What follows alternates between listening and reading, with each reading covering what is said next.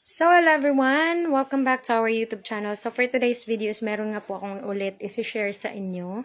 So, ito po ay base po sa aking experience.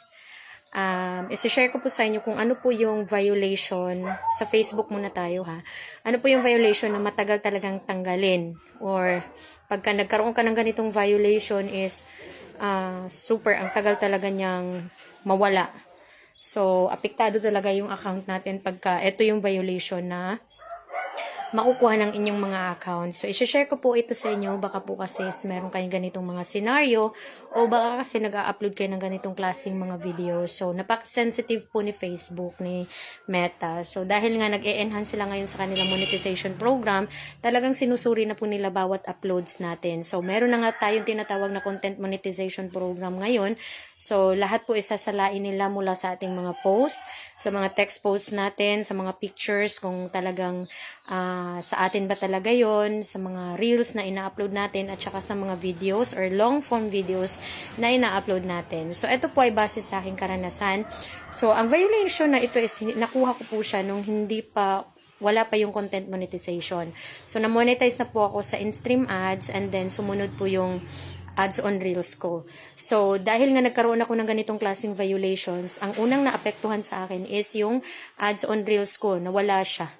As in, na-demonetize yung ads on reels ko. At you know what? Ang violation na ito is siguro nasa magto 2 years na siya mahigit, or kasi nga nanganak na ko at andito pa rin yung violation na yun. So, hindi pa rin po siya nawala.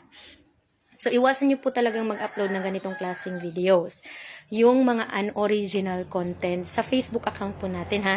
Unoriginal content po. So, ibig sabihin, unoriginal content. So, hindi po sa atin. So, kumukuha po tayo ng mga videos na hindi sa atin. Pwede naman tayong kumuha ng mga videos na hindi sa atin.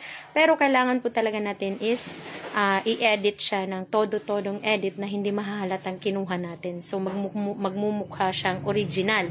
So, dapat kasi is meron siyang enhancement na gagawin. Meron siyang mga add-ons na nagagawin.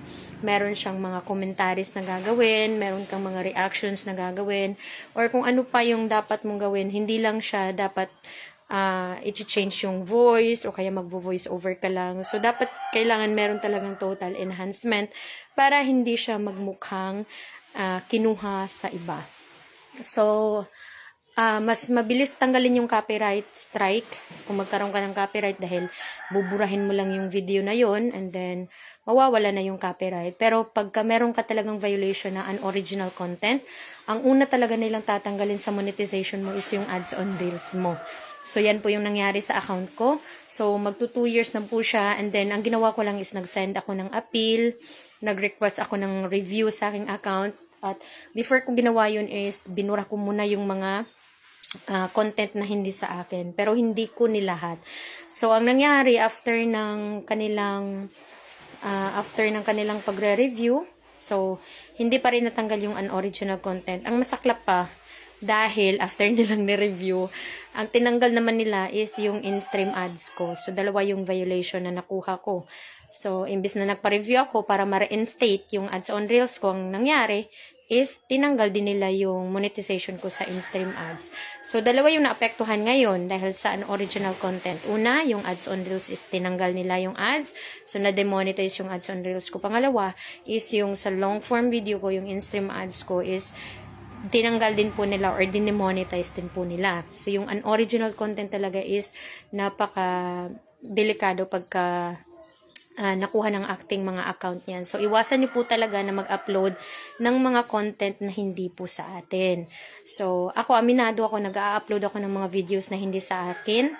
Kaya naman, tanggap ko rin kung ano yung nangyari sa account ko. Pero sa inyo, kung hindi pa nangyari sa inyong mga account ngayon, so wag nyo pong babaliwalain. So dahil nga pag-upload natin, wala namang violation kaagad.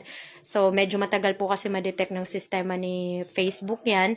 Pero madedetect at madedetect talaga po yan. So manghihinayang ka na lang talaga kung ma-detect yan ng kanilang system. Dahil dalawa po yung magsusuri dyan, yung kanilang system at saka yung human, yung tao talaga yung magre-review ng inyong account.